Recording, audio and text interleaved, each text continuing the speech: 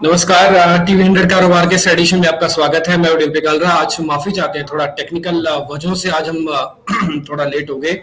I hope आपको सबको आवाज हो रही है। अगर कोई भी आदमी एक लिख देगा तो आवाज साफ आ रही है तो हम अच्छे से कनेक्ट हो जाएंगे, है ना। तो आज हम थोड़ा से टेक्निकल ग्लिच की वजह से आज हम थोड़ा सा लेट हो गए। एक्चुअली में क्या हो रहा है कि जिससे हम आपसे कनेक्ट होते हैं वहां पे आके थोड़ी सी हमको एक प्रॉब्लम जैसी हुई। बट एनी हाउ, अब आज मेरे साथ प्रसाद सर भी जुड़ चुके हैं, तो मैं आज अपना निफ्टी और बैंक निफ्टी वाला कोई भी पॉइंट नहीं बोलने वाला हूं और आगे हम बढ़ते हैं। प्रसाद सर को करते हैं कनेक्ट। प्रसाद सर, बहुत शुक्रिया, थैंक यू वेरी मच आज समय देने के लिए। हम रेडी, आपको हमारे वजह से वेट करना पड़ेगा। प्रसाद सर, अब आप मेरे को एक बार जरा ये बता दीजिए कि हम 16,000 की तरफ जा रहे हैं या फिर हम 15,500 की तरफ जा रहे हैं, क्योंकि करीब हफ्ता हो गया, हफ्ते से भी ज्यादा हो गया। 16,000 लालायित कर रहा है कि हम वहां पे पहुंच रहे हैं और बार बार फिसल के नीचे आ रहे हैं। तो एक बार जरा आप बता दीजिए कि सर कहां पे जा रहे हैं, 16,000 की तरफ कि 15,500 की तरफ? गुड मॉर्निंग दीप्ति जी। बस आपका एक्सपीरियंस दिखाई दे रहा है।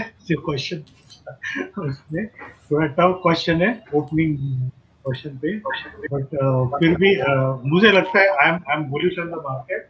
सो आई विल से कि overall we are heading for 16,000। हालांकि इसके ऊपर आप ट्रेड मत करो कि हम 16,000 जा रहे हैं, 15,500 जा रहे हैं। वो ट्रेड करने का ट्रेड सेटअप अलग रहता है, लेकिन आई एम बुलिश। तो मुझे लगता है 16,000 पहला जाएगा और शायद जिनकी शायद हम लोग नीचे में 15,500 भी नहीं दिखा दी, इसलिए आई एम बुलिश कि हम लोग 16,000 ही पहले जाएंगे। अच्छा, 16,000 हम पहले की तरफ जा सकते हैं, ठीक है, इंटरेस्टिंग है। तो ये आपका एक कॉन्फिडेंस हमारे बेहद काम आ रहा है सर कि हम 16,000 की तरफ जा सकते हैं। सर मैं ना अपनी 1 मिनट के लिए स्क्रीन पे भी शेयर करूंगा, लेकिन उससे पहले एक पॉइंट और है, जरा मेरे को लग रहा था बैंक निफ्टी के बारे में भी बता दीजिए। बैंक निफ्टी में क्या करना चाहिए हमको? डिंपी जी, यहाँ पे थोड़ा बैंक निफ्टी का सपोर्ट बन जाता है।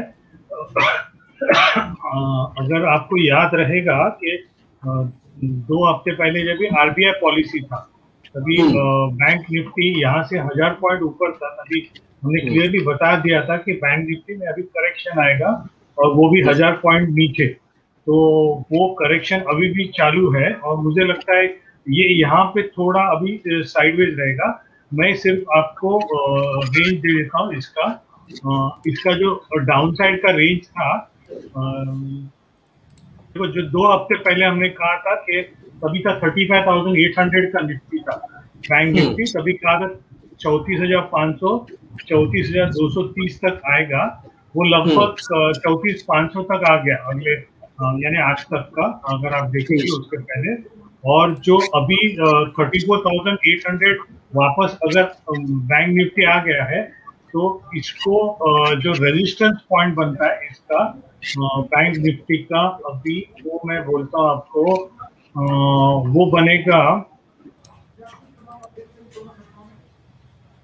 35,100 पकड़ ली। तो 35,100 के ऊपर अगर जाता है तो दूसरा 35,355 है। बट मुझे लगता है कि मोटा मोटी ये लेवल पे 34,500 और 35,000 के आसपास थोड़ा बहुत निफ्टी आप एक्यूमुलेट करोगे तो आपको वापस एक बार 35,810 का रेंज भी आपको दिखाई देगा। ठीक है, यानी कि कुल मिला के आपकी जो बात है वो यही है कि निफ्टी और बैंक निफ्टी के अंदर वैसे कोई दिक्कत नहीं है। आप चाहो तो इससे जो गिरावट है, भले किसी वजह से आ रही है, इसको खरीदारी के मौके पर देख सकते हो। क्योंकि आप ये कह रहे हैं कि 16,000 पहले आएगा बैंक निफ्टी का, आप ये बात भी कह रहे हैं कि बैंक निफ्टी अच्छा चलेगा। ठीक है, दोनों के अंदर हम बुलिश ही व्यू लेके चलते हैं, अभी वैसी कोई दिक्कत नहीं दिख रही। सर, आप सब लोग आपकी तारीफ कर रहे हैं एक शेयर के लिए, वो है बीएफ यूटिलिटीज और केआरबीएल के लिए। तो एक बार मेरे को आपका व्यू बीएफ यूटिलिटीज पे और साथ ही साथ फिर केआरबीएल पे भी चाहिए होगा। सब में तारीफ कर रहे हैं, तो सब में मैं भी हूं, है ना। आप ऐसे मत सोचिएगा कि सब मतलब सब लोग ही हैं, मैं नहीं हूं, मैं भी हूं उसके अंदर, है ना, आपकी तारीफ करने के अंदर में। बीएफ यूटिलिटीज मतलब मैंने सर ऐसा है ना, इस दुनिया में मैंने कई एनालिस्ट देखे हैं, मेरा लंबा इतिहास है टेलीविजन के अंदर और सभी लोगों से बातचीत करने का, कई एनालिस्ट को देखने का, समझने का। मैंने डंके की चोट पे कहते हुए एनालिस्टों ना कम देखा है कि जो डंके की चोट पे कहते हैं आप खरीद लो चाहे कुछ भी हो जाएगा, आप इससे पैसा बना के ही निकलोगे, ये एनालिस्ट कम है बाजार के अंदर। और वो क्यों कहते हैं? ऐसा नहीं कि उनके कुछ जादू वादू की छड़ी है, वो इसलिए कहते हैं क्योंकि उनको अपनी स्टडी पर भरोसा है और वो जो कर रहे हैं वो बहुत जोर का कर रहे हैं, बहुत बेहतर कर रहे हैं। Prasad sir, thank you very much इस तरह के बेहतरीन शेयर्स देने के लिए। हमने जब आपसे पहली बार हम जब कनेक्ट हुए थे ना, तो हम एक्सपेक्ट नहीं कर रहे थे कि हमारी जर्नी इतनी ब्यूटीफुल जाएगी और इतनी बेहतर जाएगी और लोगों के हम किसी तरह से काम आ पाएंगे। आपका बहुत बहुत शुक्रिया, thank you very much sir. Thank you Dimpy ji, आपने जो तारीफ की उसके लिए धन्यवाद। और मुझे थोड़ा कम सुनाई देता है, तो अगले हफ्ते भी आप इसी तरह तारीफ करते हैं। नहीं सर, मैं तो तारीफ करूंगा ही आपकी, क्योंकि आपके काम ही तारीफ करने वाले हैं। Yes sir. और आज आप जो एकदम प्रोफेशनल अटायर में है, यानी टाई भी लगा के, उसमें आप बहुत हैंडसम लग रहे हैं। मैं भी आपकी तारीफ करता हूँ। अरे sir, thank you very much, बहुत बहुत शुक्रिया, thank you very much sir. देखो, ये मैं कहना चाहता हूँ दर्शकों को, हमने बीएफ यूटिलिटी रेकमेंड किया था 280 में, 300 में भी किया था, और जिन्होंने नहीं लिया है वो ट्रेन मिस कर चुके, ऐसा मत समझना। ये अभी 466 का भाव है, थोड़ा बहुत करेक्शन में आपको नीचे मिलेगा, 400 के आसपास वापस मिलेगा, और यहाँ पे भी आप एंट्री करो 400 के आसपास, आपको इसका भाव 800 850 अगले सितंबर एंड दिस ईयर, और या नवंबर अक्टूबर एंड दिस ईयर। इसका टाइम एंड प्राइस टारगेट ही बनता है 888 बाय और कुछ अक्टूबर एंड, ऐसा कुछ है, तो उधर तक जाएगा।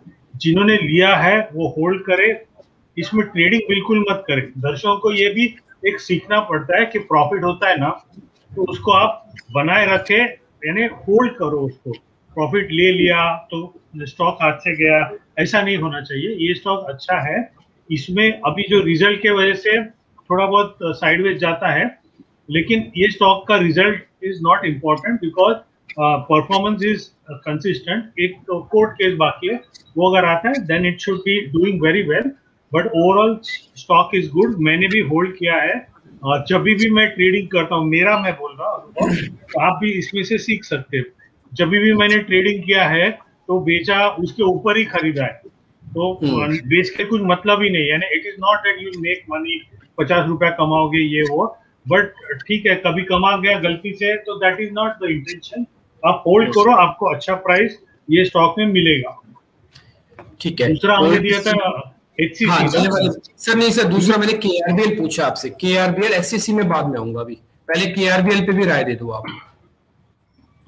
KRBL डिम्पी जी, ये स्टॉक जो है हमने कुछ 200-220 में रेकमेंड किया था, अभी 234 है, और इसमें मुझे overall I am bullish about it, लेकिन मुझे अभी भी लग रहा है ये स्टॉक शायद 240-245 जाके वापस एक बार 200 के आसपास आएगा।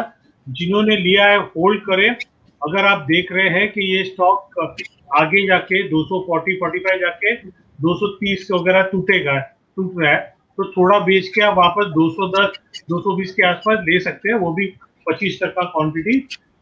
ज्यादा फॉल नहीं, लेकिन एक फॉल आएगा इसमें, इसके वजह से आप पूरा होल्डिंग मत बेचना, 20% होल्डिंग बेच सकते हो, 25% बेच के वही 20 रुपए नीचे मिलेगा, उतना अच्छा है। हिंदुस्तान कंस्ट्रक्शन डिम्पी जी। हाँ सर, तीसरा शेयर आपका SCC हिंदुस्तान कंस्ट्रक्शन, आपने कहा था पहले 12 आएगा फिर ये और भी चलेगा, तो पहले 20% वाला तो आपका पूरा सर 12.5 हो गया, कल सर्किट लगा फिर चल गया। अभी क्या करना है सर इसमें? कुछ नहीं, अभी तो आप देखो, हमने 10.5 में रिकमेंड किया था, हम लोग ने 7.5-9 में लिया हुआ है, और ये स्टॉक अच्छा है अभी भी।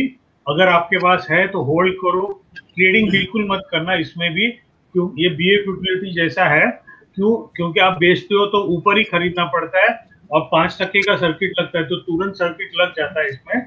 कल भी अपर सर्किट का, पिछले 2-3 दिन से अपर सर्किट है, तो ट्रेडिंग मत करो, होल्ड करो। ये 16 का टाइम एंड प्राइस टारगेट बनता है बाय अगस्त एंड, 16.5 आएगा अगस्त एंड के पहले, तो यहाँ से भी आपको 4 रुपया मिलता है, 4 rupees is from this price is 30% in the span Yes. of 3 months, which is very good. Global investor साल में 20% कमाते हैं, हम लोग यहाँ से 10 में रेकमेंड किया उधर से तो 50 हो गया, यहाँ से भी आपको 30% मिलता है, तो उसमें संतुष्ट रहिए, वो मिलेगा आपको। ठीक है। अच्छा सर, मैं एससीसी के बारे में एक पॉइंट पता करना चाहता हूँ, क्योंकि थोड़ा ये शेयर पहुंच में भी है लोगों की, तो क्या नए लोग भी आ सकते हैं? हालांकि 10 वाला माल अब 12.5 में मिलेगा, लेकिन 16.5 का टारगेट देख के लग रहा है कि भाई ठीक है, अभी तो अंदर आया जा सकता है।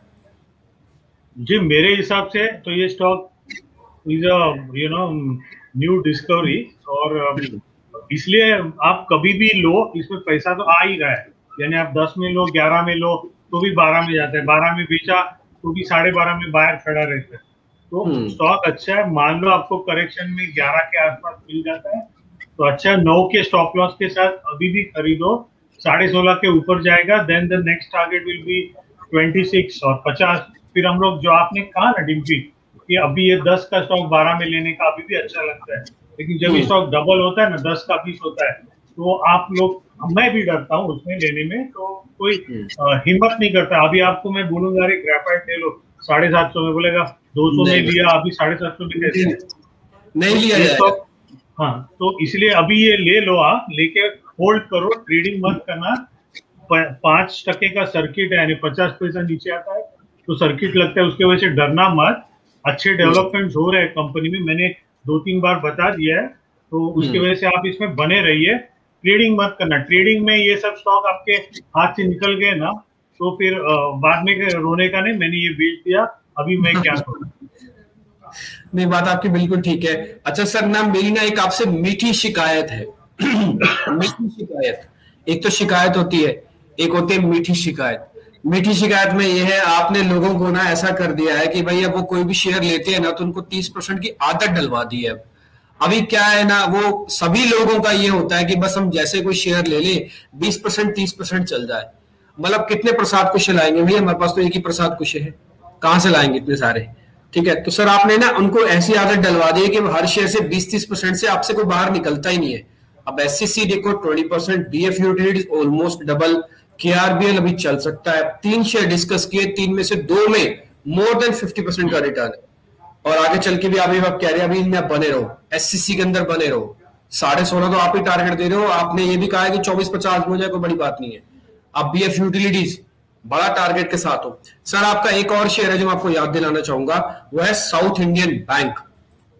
एक बार जरा साउथ इंडियन बैंक पे भी अपने एक्सपर्ट एडवाइस वापस से दे दो आप। जहां तक मेरे को याद है, अपने पहली बार हमको बताया था तब जब इसकी कीमत थी 6.5 से 7 रुपए, और मेरे को लगता है वो 1 साल भी नहीं हुआ, 1 साल भी नहीं हुआ उस पूरी बात को 6.5। मैं तो चार्ट पे भी दिखा सकता हूं अगर आप कोई देखना चाहे तो। आज ये 11.5-12 रुपए का है सर। जी डिम्पी जी, ये पहली बात जो आपने शिकायत की उसका मैं थोड़ा जवाब दे देता हूँ। मैं आपको बोल रहा हूँ वो मीठी शिकायत है ना, उससे क्या है, अब हमारे ऊपर प्रेशर आपने ज्यादा बढ़वा दिया। अब क्या आप तो बोल के चले जाओगे, आप तो स्टॉक्स देके चले जाओगे। अभी सभी जो हमारे व्यूअर है वो ये सब चाहते हैं कि जो भी एनालिस्ट है वो ऐसा ही शेयर बताए जो 20% 30% चले। आदत सी हो गई अब। नहीं डिम्पी जी, बात सही है आपका, लेकिन मैं खाली यहाँ पे क्लैरिफाई करता हूँ। मेरा जो कुछ भी नॉलेज है, एजुकेशनल बैकग्राउंड है और एक्सपीरियंस है, वो सब इकट्ठा करके मैं क्या कोशिश करता हूँ कि I improve on my trades. वो इम्प्रूव करते करते मैं खुद इम्प्रूव हो जाता हूँ। उसमें मैंने क्या किया, फिर टाइम एंड प्राइस ट्रेड पे कॉन्सेंट्रेट किया। तो आपने, मैंने बताया आपको बीएफ यूटिलिटी का टाइम एंड प्राइस ट्रेड, ये आपको मैंने 280 में दिया, और वो भी टारगेट है 880 का। तो आप ही सोचो, आपने जैसे कहा, आप 100 चैनल देखो, 100,000 एनालिस्ट को पूछो, एक भी एनालिस्ट आपको टाइम एंड प्राइस टारगेट नहीं देगा। फंडामेंटल एनालिस्ट को तो पता ही नहीं रहता है, टेक्निकल वालों को भी नहीं पता है। लेकिन ये जो चीज है, जो है मेरे पास अभी है तो है, आपको इसका फायदा हो जाएगा। दूसरा, कहाँ पे भी ये नहीं मिलेगा। वही चीज आपने इसमें देखा, कौन सा, एचसीसी में आप 12.5 में, मैंने 10.5, हमने तो 7.5 में लिया है, लेकिन आप 12.5 में भी लो तो भी आपको 16.5 का मैं टाइम एंड प्राइस टारगेट देता हूँ। यानी मैं गलत भी हो गया तो भी आपको सामने से समझेगा भाई ये गलत हो गया, लेकिन सही होता है तो क्या है, उसके बाद आपको तो 50 के लिए आपको होल्ड करने का है। तो that is a beautiful trade, कि आपको ऐसे ट्रेड मिलते हैं तो आपको 5-10 रुपए का ट्रेड नहीं करना चाहिए। तो ये मुझे भी सीखना चाहिए, दर्शकों को भी सीखना चाहिए कि you have to wait for quality trade. और जो हम लोग 20-30% की बात करते हैं ना डिम्पी जी, जो इंटरनेशनल बेस्ट इन्वेस्टर्स है, वो लोग तो एक ट्रेड जो रहता है, जैसा मान लो HCC है, वो मान लो उनको कंपनी पसंद आया तो they have the ability to hold it for 10 years 15 years. Warren Buffett तो बोलते हैं आप ऐसी कंपनी खरीदो कि जो आप होल्ड कर सके, अगर मार्केट बंद हो गया for the next 10 years then also you happy to hold it. तो ऐसा कंपनी में अपना जो कंपनी है ना डीपीजे, वो एक है इंगरसल रैंड है, दूसरा है HCC है, और ग्रेफाइट भी आएगा, और BF यूटिलिटी आएगा। अगर वो उसका केस सही हो जाता है then BF utility also you can hold for 10 years. But गिने चुने ट्रेड ऐसे रहते हैं जो आपको 10 साल के होल्ड करने का कन्विक्शन दे सकते हैं। बट एज अ इन्वेस्टर और एज अ मैं कहता हूँ एनालिस्ट और as a investor for the दर्शक, कि आपको ये देखना चाहिए कि आपका performance in the market not only grows up financially, but आपका जो स्ट्रेटेजी बनता है वो भी इम्प्रूव होना चाहिए each and every time that you invest for trade. तो ये थोड़ा आपको ख्याल रखना पड़ेगा कि investment is an process of evolution. ऐसा नहीं कि आज किया तो हो गया, every time you have to become a better investor. Dimpy ji, आपने कोई स्क्रिप्ट पूछा था अभी? हाँ सर, साउथ इंडियन बैंक था, साउथ इंडियन बैंक अभी 11-12 रुपए में 6.5-7 में बताया था एक बार पहले भी। ये 6.5-7, बट ये इतना पावरफुल चला नहीं है। हालांकि अभी भी इसका टारगेट 35 है। कोई स्क्रिप्ट जल्दी चलता है, कोई स्क्रिप्ट स्लो चलता है based on the financial performance. तो अभी भी इसका टारगेट शॉर्ट टर्म में भी 16 तक जाएगा। हालांकि 35 का टारगेट है, इसको टाइम लगेगा, 3-4 साल लगेगा। तो जिनके पास पेशेंस है, होल्डिंग पावर है, वो ही होल्ड करो। ठीक है, डन सर। एक ना इंडिया बुल्स रियल एस्टेट भी आपसे पता करना है। इंडिया बुल्स रियल एस्टेट भी आपकी लिस्ट में था, पहले भी एक बार आपने दिया था, फिर आपने उसका टारगेट हिट करवाया, फिर नीचे मिला, फिर अभी ऊपर आ गया इस जगह पे। एक बार जरा इंडिया बुल्स रियल एस्टेट पे अपना व्यू पॉइंट क्लियर कर दो सर आप। दिव्य जी, हमने जब भी पहले आपको पता है 75-80 में दिया था, तभी इसका टाइम एंड प्राइस टारगेट था 140 बाय, एक मिनट में बता, I think it was June and तक था। तो वो जून एंड तक पहले जो ऊपर गया, it just went up to, इसका हाई कितना था? 125 तक गया था सर। 125 तक, हाँ 125 तक गया। तो वो अचीव नहीं हुआ, वहां से वो 75 आया। तो अभी भी इसका जो टाइम एंड प्राइस का टारगेट बनता है वो 140 का बनता है, एंड उसका टाइम जो है वो बनता है, सॉरी जुलाई एंड तक, नॉट 21 जुलाई, यानी जुलाई एंड तक ये 140 तक जाएगा। मुझे लगता है अभी भी कोशिश करेगा, बट यहाँ पे मेरे पास ट्रेड सेटअप नहीं है कि आपको मैं कहूँ कि यहाँ पे एंट्री करो या एग्जिट करो। तो वो मैं ट्रेड नहीं सजेस्ट करता हूँ। जिनके पास है होल्ड करे, आपको ये टारगेट आना चाहिए। एक महीने में इसका टारगेट 140 बनता है, यहाँ से बड़ा कुछ नहीं, लेकिन जाएगा 108 से। ओके ठीक है सर। एक शेयर मेरे को आपसे और पता करना है, वो है चंबल फर्टिलाइजर्स। एक बार जरा इस पे भी अपनी रिकमेंडेशन दे दीजिए, चंबल फर्टिलाइजर पे।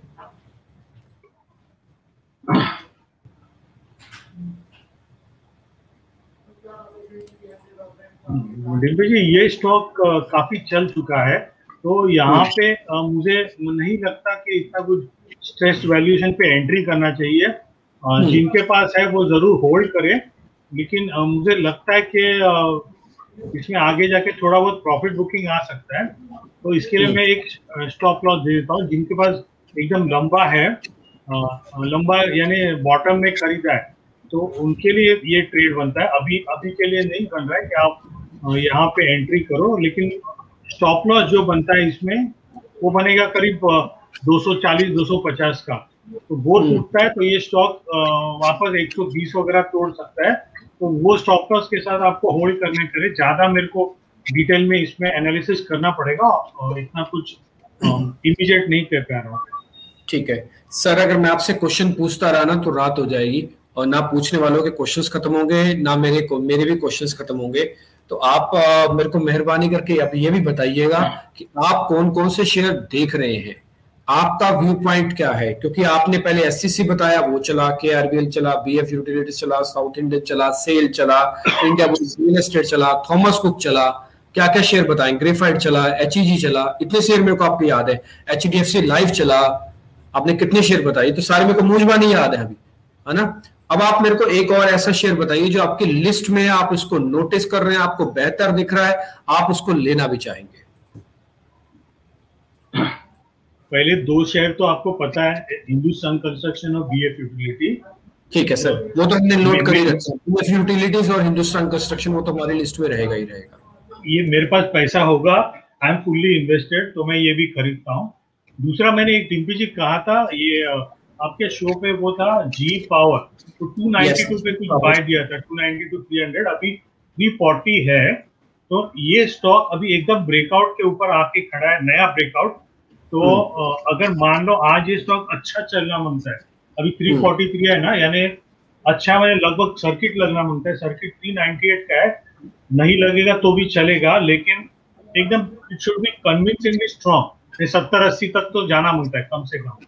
अगर जाता है तो ये और स्ट्रॉन्ग होगा, मान लो नहीं जाता है, मान लो यहीं पे बंद देता है, तो ये थोड़ा करेक्शन में नीचे आएगा वापस, करीब 315-20 तक आ सकता है। थोड़ा प्रॉफिट बुकिंग तभी कीजिए कि अगर ये स्टॉक आज चलता नहीं ना, आज कल में ज्यादा से ज्यादा कल तक, या अगर 370-80-90 या स्ट्रॉन्ग होना मांगता है एकदम, तो 345 के ऊपर चलना मांगता है, तो ही इट इज गुड। अदरवाइज थोड़ा करेक्शन में आएगा, इसमें थोड़ा प्रॉफिट बुकिंग कीजिए। नया में मैं हमेशा स्टॉक्स ढूंढते रहता हूँ। I am searching for an entry in PNB housing. PNB housing is good. थोड़ा लंबा नजरिया जिनके पास है, यानी 10 साल का नजरिया है, तो ये स्टॉक आप कंसिडर कर सकते हो, 720 का भाव है। और दूसरा मैं एक स्टॉक देख रहा हूँ, वो है इंद्रप्रस्थ मेडिकल, तो ये स्टॉक आप खरीद सकते हो, इसमें थोड़ा लूज स्टॉप लॉस है। शॉर्ट टर्म के लिए ये स्टॉक डिम्पी जी अच्छा है, ये आप मेरा नया रिकमेंडेशन समझ लीजिए। इंद्रप्रस्थ मेडिकल देखो कैसा है कि ये एक अपोलो हॉस्पिटल का इसमें स्टेक है 20-25%, और 20-25% दिल्ली गवर्नमेंट या सेंट्रल गवर्नमेंट का स्टेक है। So this is a joint venture between Delhi government and Apollo Hospital. Or because of the pandemic, all the medical institutions are doing well. This is also likely to do well. अभी भी अच्छा चल रहा है, लेकिन result वगैरह सब अच्छा आया। लास्ट 2 क्वार्टर्स का अच्छा आया, पहले 2 quarters of this year were not good because of lockdown, this that. और आगे जाके मुझे लगता है कि ये अच्छा चलेगा, लेकिन जो फंडामेंटल एनालिस्ट रहते हैं वो एक कंपनी में क्या देखते हैं, तो वो बिजनेस जो रहता है उसका, वो एक मोट की तरह अगर है तो अच्छा बनता है। तो इसका ये मोट है कि दिल्ली में बना। आप बताइए डिम्पी जी, आप तो दिल्ली के, थोड़ा मुझे गाइड करें इस पे कि इंद्रप्रस्थ मेडिकल का जो कुछ भी सेटअप है दिल्ली में, I heard they have got 4000 beds, I am not sure, I am just checking up on that, but अगर है तो this becomes a very good prime company in Delhi which is doing medical का services. तो ये इसका mode भी बन जाता है और it is likely to be maintain. तो इसका चार्ट वाइज छोटा टारगेट 130-150 आएगा आपको 2 या 3 महीने में, वो भी आपको यहाँ से 50% रिटर्न आपको दे ही दे देगा।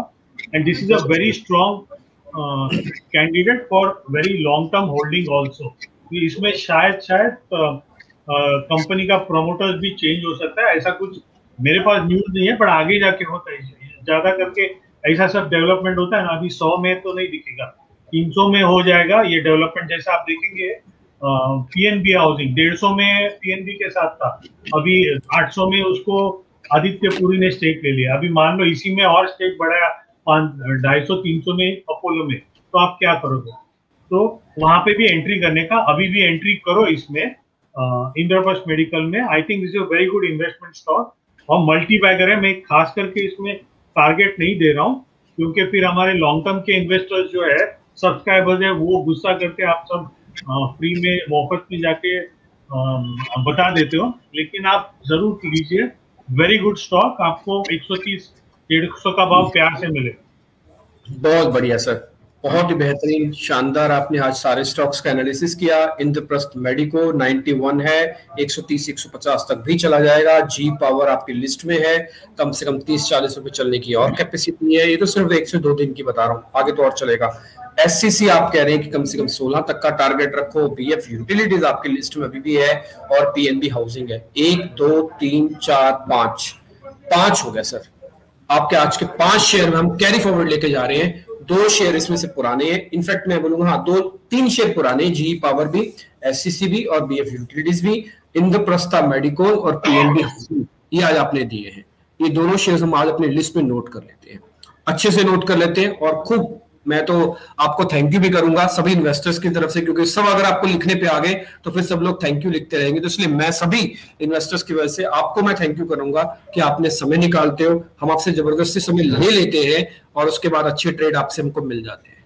बहुत बहुत शुक्रिया sir, thank you very much. Prasad sir, बहुत अच्छा लगा आपसे बातचीत करके। एक थोड़ा कमेंट, ये खाली पीएनबी हाउसिंग है ना, तो वो थोड़ा अगर आप होल्ड कर सकते हो तो ही लेना, लंबा टारगेट है, लेकिन ये ट्रेडिंग वाला स्टॉक नहीं है। इसको थोड़ा डेवलपमेंट होने वाला है, अभी सेबी का केस वगैरह चल रहा है, तो अगर आपके पास डीप पॉकेट्स है तो ही लेना, नहीं तो इसके आसपास भी मत जाना। लेकिन क्वालिटी कंपनी ये बन सकता है, इसलिए मैंने अभी सजेस्ट किया, क्योंकि जब भी ऊपर गया तभी रोज सर्किट लग रहा था, अभी मिल रहा है तो कोई पूछता नहीं है, वापस अपसाइड चालू होगा तभी हम लोग उसके पीछे ही भागते। पीछे एक मजे की बात कहता हूँ, ये जो मार्केट में होता है ना डिम्पी जी, आप भी मार्केट में, मैं भी हूँ और दर्शक भी है। अब देखो पीएनबी हाउसिंग में क्या हो रहा था, जब भी ऊपर जाता है तो सबको लेना है और नीचे जाता है तो सबको बेचना है। तो ये हम लोग बचपन में जब भी स्कूल में पढ़ा करते थे, सभी ने एक कहानी सुनी होगी। कौन सी कहानी पता है डिम्पी जी?